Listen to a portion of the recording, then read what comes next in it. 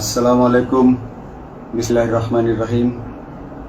আমি বাংলাদেশ পুলিশের একজন কর্মকর্তা এসআই মাসুদ রানা। আমি আপনাদের কাছে কিছু তথ্য তুলে ধরতে চাই, যেটা বাংলাদেশের মানুষ অনেক দিন ধরেই জানে না, বা তারা এই প্রশ্নের উত্তর খুঁজছে অনেক বছর ধরে, কিন্তু কোনো উত্তর খুঁজে পায়নি। আজকে যাকে সেনাবাহিনী থেকে অব্যাহতি দেওয়া হলো, মেজর জেনারেল জিয়াউল হাসান, যিনি এনটিএমসির প্রধান ছিলেন এবং তিনি র্যাবের অতিরিক্ত পরিচালক ছিলেন।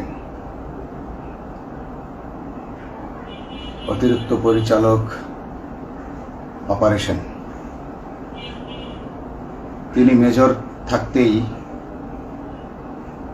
র্যাবে ছিলেন এবং বাংলাদেশে যত গুম খুন হয়েছে, বিএনপি সহ অন্যান্য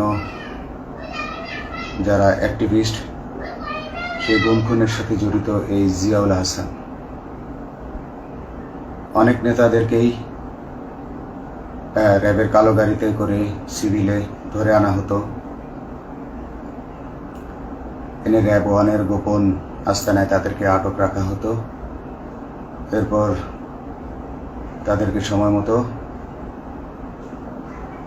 অজ্ঞাত স্থানে নিয়ে তাদেরকে হত্যা করা হতো এবং অজ্ঞাত স্থানেই তাদের লাশ হয়তো নদীতে ডুবিয়ে দেওয়া হতো, নয়তো তাদেরকে দাফন করা হতো, নয়তো অ্যাসিডের মাধ্যমে তাদের লাশকে গলিয়ে দেওয়া হতো। আমি 2014 অক্টোবর থেকে 2017 ডিসেম্বর পর্যন্ত র্যাব সদর দপ্তরে কর্মরত ছিলাম। তখন র্যাবের ডিজি ছিলেন বেনজির, যিনি আজকে দেশের হাজার হাজার কোটি টাকা চুরি করে, পুলিশের হাজার হাজার কোটি টাকা চুরি করে পালিয়ে গেছেন বিদেশে। তো আমি দেখেছি অনেক মানুষকে কিভাবে অন্যায়ভাবে গ্রেফতার করে নিয়ে গুম করে রাখা হতো। আমি রিসেপশনে ডিউটি করতাম। গুম হয়ে যাওয়া মানুষের স্বজনেরা আমার কাছে আসতো, কিন্তু আমাদেরকে কঠোর নজরদারিতে রাখা হতো। সিসি ক্যামেরার আওতায় ছিলাম, তাদের সাথে আমরা ওভাবে কথা বলতে পারতাম না। তাদেরকে কোনো তথ্য দেওয়া নিষেধ ছিল আমাদের জন্য। কিন্তু তাদের স্বজনরা আসলে এসে যখন এখানে কান্না করতো, আমি নিজেকে ধরে রাখতে পারিনি। আমি অনেকের স্বজনকেই তাদের স্বজনের, গুম হয়ে যাওয়া স্বজনের পরিণতির কথা জানিয়ে দিতাম। বিশেষ করে যাদেরকে মেরে ফেলা হতো, খুন করা হতো, তাদেরকে আমি খারাপ সংবাদটা দিতাম না। কিন্তু যাদেরকে বন্দি করে রাখা হতো, যেমন বিএনপি নেতা সালাউদ্দিন আহমেদকে যখন অ্যারেস্ট করে আনা হলো, তিনি অ্যারেস্ট করার সময় ধস্তাধস্তিতে মাথায় আঘাত পেয়েছিলেন। তাকে র্যাব ওয়ানের গোপন কক্ষে আটক করে রাখা হয়েছিল দীর্ঘদিন। এরপর তাকে এক সময় ভারতে পাচার করে দিয়ে আসা হয়। তাকে অজ্ঞাত কারণে হত্যা করা হয়নি। তার ফ্যামিলি এসেছিল, তার স্ত্রী হাসিনা আহমেদ, তার ভাই গিয়াসউদ্দিন আহমেদ। ওনারা আমার কাছে বেশ কয়েকবার এসেছেন। আমি কয়েকদিন ওনাদের এই উদ্বেগ, উৎকণ্ঠা, আমার সামনে বসে কান্নাকাটি দেখে আমি থাকতে পারিনি। আমি ওনাদেরকে কৌশলে আমার ফোন নাম্বার দিয়ে আমি ওনাদের সাথে দেখা করে ওনাদেরকে জানিয়ে দিই যে সালাউদ্দিন সাহেবকে হত্যা করা হয়নি, উনি জীবিত আছেন এবং ওনাকে হত্যা করার সিদ্ধান্ত নেওয়া হয়নি। এই সিদ্ধান্তগুলো যিনি নিতেন তিনি হচ্ছেন বর্তমানে মেজর জেনারেল জিয়াউল হাসান, যাকে আজকে অব্যাহতি দেওয়া হয়েছে। শুধু অব্যাহতি যদি দেয়া হয়, তাকে যদি বিচারের মুখোমুখি করা না হয়, তাহলে এই আন্দোলনের, এই স্বাধীনতার কোনো মূল্য থাকবে না। আমি আজকে আর কাউকে ভয় পাই না। আমি আজকে বিশ্বাস করি যে আজকে আমাকে এই সত্য বলার জন্য কেউ গুম করে দিতে পারবে না, এই সত্য বলার জন্য কেউ আমাকে অ্যারেস্ট করবে না। সেই কারণে আমি বুকে সাহস নিয়ে আজকে কথাগুলো বলছি। আপনারা যারা বিএনপি নেতা ইলিয়াস আলীর অপেক্ষায় আছেন, তাদের জন্য দুঃখজনক সংবাদ। তাকে অনেক আগেই হত্যা করা হয়েছে। তাকে পতেঙ্গা সমুদ্র সৈকত দিয়ে কড়া পাহারায় সাগরের মাঝখানে নিয়ে স্পিড বোটের মাধ্যমে মুখে পলিথিন পেঁচিয়ে হত্যা করে, তার পেট ছুরি দিয়ে ছিদ্র করে, তাকে পাথর দিয়ে বেঁধে সাগরে ডুবিয়ে দেওয়া হয়েছে। শুধু ইলিয়াস আলী নয়, অনেক নেতার সন্ধান যারা আজও পাননি। কিছু মানুষ তো ঘর থেকে উদ্ধার হয়েছে, কিন্তু যাদেরকে আপনারা পাননি তাদের সবার এই করুণ পরিণতি হয়েছে। আমি যদিও তারা এই কাজগুলো অতি গোপনে করত এবং র্যাবের অন্যান্য শাখার কর্মরত কর্মকর্তা কর্মচারীরা এটা জানতো না, কিন্তু আমি অত্যন্ত বিচক্ষণভাবে আমি এই খবরগুলো নিতাম, কারণ আমি জানতাম এগুলো একদিন আমি প্রকাশ করতে পারবো। এবং এই দিনটার অপেক্ষায় ছিলাম আজকে এত বছর, মানুষের কাছে সত্য প্রকাশের। বাংলাদেশের মানুষ জানুক যে কারা খুনি, কারা এত মানুষকে খুন করেছে, এই দেশ থেকে এই দেশে ত্রাসের রাজত্ব কায়েম করেছে। তারা মাদকের ক্রস ফায়ারের নামে যে হত্যা ট্র্যাডিশন চালু করেছিল, এই ট্র্যাডিশনের উদ্দেশ্য ছিল বিরোধী দলের লোকজনকে হত্যা করা। কারণ পুলিশ এবং সেনাবাহিনীর অনেকেই মানুষ হত্যা করতে ভয় পেত, তারা এটাতে অভ্যস্ত ছিল না। অনেকেই অনেক সাহসী, কিন্তু একটা মানুষকে হত্যা করার পর তারা আর ঘুমাতে পারতো না, তাই তারা এসব কাজ করতো না। কিন্তু খুনে হাসিনা কিছু মানুষকে এভাবে হত্যা করতে করতে পুরস্কৃত করার মাধ্যমে হত্যা করতে অভ্যস্ত করে ফেলে। তারাই এই গ্রেফতারকৃত এই গুমকৃত মানুষদেরকে গুলি করে হত্যা করত। এবং তারা এতটাই নিষ্ঠুর যে তারা এক একজন কয়েক শত করে হত্যা করেছে। এবং এই মানুষগুলোর সংখ্যা বেশি নয়, কারণ সবাই লাশ দেখতে পারে না। একটা মানুষকে খুন করার পর লাশের যে ছটফটানি এবং মাথায় গুলি করার পর মাথার যে বিকৃত অবস্থা, এই জিনিসগুলো আমাদের অনেকেই আমরা সহ্য করতে পারি না। তাই আমাদের মধ্য থেকে কিছু হায়নাকে বেছে নিয়ে তারা একটা টিম গঠন করে, তাদেরকে র্যাব সদর দপ্তরে বেনজির আহমেদ প্রতি মাসে পুরস্কার দিতে ডাকতেন। এবং প্রত্যেকটা র্যাবের বিভিন্ন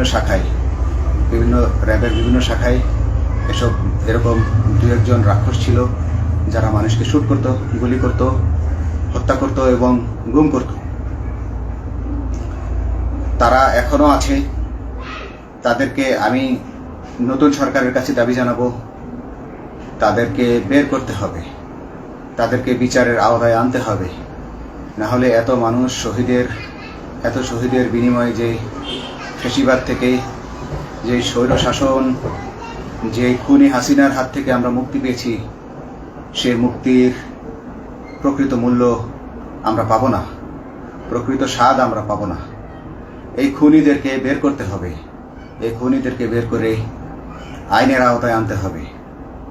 বাংলাদেশ পুলিশ কখনোই গুলি করতে অভ্যস্ত ছিল না। আপনারা জানেন একসময় পুলিশ যে গুলি করতো না, এটা নিয়ে অনেক ব্যঙ্গচিত্র ছাপা হতো পত্রিকাগুলোতে, যে গুলি না করতে গুলি খেলনার বন্দুকে পরিণত হয়েছে। তো কিন্তু সেই নিরীহ পুলিশকে রক্তপিপাসু হিসেবে শেখ হাসিনা তৈরি করেছে। তবে সবাই নয়, কিছু কিছু মানুষ আপনারা দেখেছেন, এবং এই আন্দোলনের ভিডিও ফুটেজ দেখলেও দেখবেন যে কয়েক শত পুলিশের মধ্যে কেবলমাত্র কয়েকজনই জনতার দিকে গুলি ছুড়ছে। তো আপনারা ঢালাওভাবে পুলিশকে আপনাদের আক্রমণের নিশানা বানাবেন না। নতুন সরকার অবশ্যই এর বিচার করবে। আমি আশাবাদী নতুন সরকারের কাছে। তারা যদি আমার কাছে কোনো তথ্য চায়, আমি তথ্য দেব ইনশাল্লাহ। এবং এই খুনিদেরকে, এই রাক্ষসদেরকে বের করতে হবে।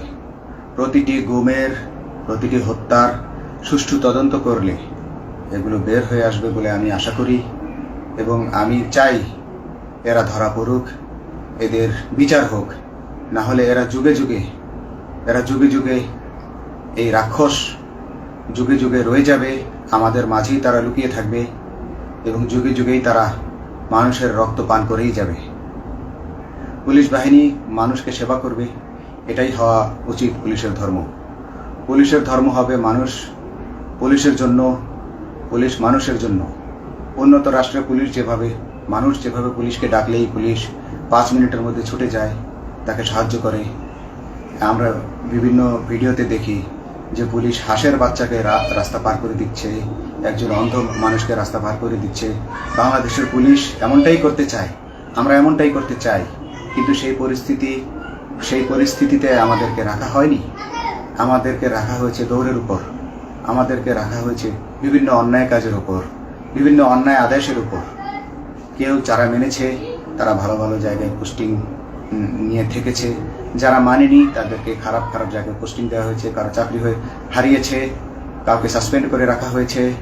আমি নিজেও একজন এমন বৈষম্যের শিকার, অন্যায় মিথ্যা মামলার শিকার হয়ে আমি নিজেও বর্তমানে সাসপেনশন অবস্থায় আছি এবং এই সাসপেনশন অবস্থায় থেকে আমি আল্লাহর কাছে শুকরিয়া জানাই, কারণ এই সাসপেনশন থাকার কারণে আমি ছাত্র জনতার আন্দোলনের সাথে সংযুক্ত হতে পেরেছি।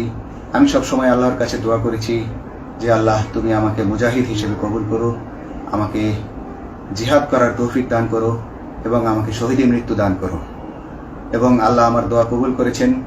আমি ছাত্র জনতার সাথে এই জিহাদে অংশগ্রহণ করেছি, ছাত্র জনতা সফল হয়েছে।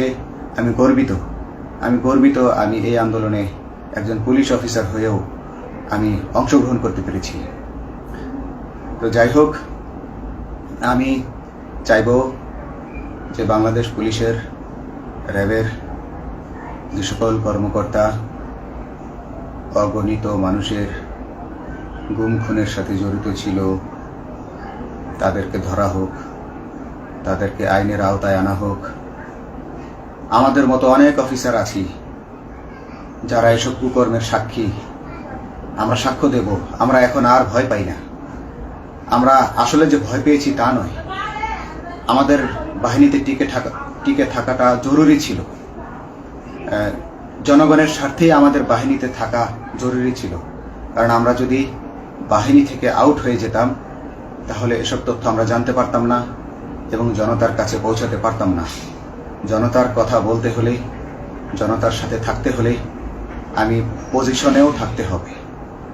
এই জন্য অনেক কিছুই প্রকাশ করিনি, কারণ আপনারা ভালো মতোই জানেন যে অনেক সেনাবাহিনীর মেজরকেও গুম করে দেওয়া হয়েছে যারা মুখ খুলেছে। আমি তো একজন সামান্য সাব ইন্সপেক্টর, আমাকে গুম করে দেওয়া তাদের 1 সেকেন্ডের ব্যাপার ছিল। তো আমি এখন বিশ্বাস করি যে এখন সেই দিন, সেই কালো মেঘ সরে গেছে আকাশ থেকে, আকাশ মুক্ত হয়েছে, এই দেশ জালিমের শাসন থেকে মুক্ত হয়েছে। আল্লাহ তাআলা আমাদের উপর রহমত বর্ষণ করেছে। অগণিত মুসলিমের দোয়া আল্লাহ তাআলা কবুল করেছেন, অগণিত 18 কোটি মানুষের দোয়া আল্লাহ কবুল করেছেন। নইলে এভাবে হঠাৎ করে 15 দিনের মধ্যে 15 বছর ধরে গড়ে ওঠা রাক্ষসের পতন ঘটা আল্লাহর রহমত ছাড়া, আল্লাহর রহমত ছাড়া এটা কখনোই সম্ভব হতো না। আমি আল্লাহর উপর ভরসা রেখে বলছি, আপনারা নতুন প্রশাসনকে ঢেলে সাজান, পুলিশ বাহিনীকে ঢেলে সাজান। এই সিস্টেমের মধ্যেই, পুলিশের এই সিস্টেমের মধ্যেই গণ্ডগোল আছে, নিয়োগের মধ্যে গণ্ডগোল আছে। আপনারা এই সিস্টেমগুলো পরিবর্তন করুন, আপনারা এই সিস্টেম পরিবর্তনে সাহায্য করুন এবং পুলিশ ডিপার্টমেন্টে যত ডিপার্টমেন্টাল পরীক্ষা আছে এগুলো তুলে দেন। এই ডিপার্টমেন্টাল পরীক্ষাগুলোর মাধ্যমে আমাদের ঊর্ধ্বতনরা আমাদের গলা সবসময় চিপে ধরে রাখে, ঠিক আছে? সেজন্য আমরা তাদের কাছে সবসময় আটকা থাকি। এই জন্য আমরা অনেক কিছু বলতে পারি না, অন্যায়ের প্রতিবাদ করতে পারি না। তো এই সিস্টেম পরিবর্তন জরুরি। ডিপার্টমেন্টে কোনো পরীক্ষা থাকা যাবে না।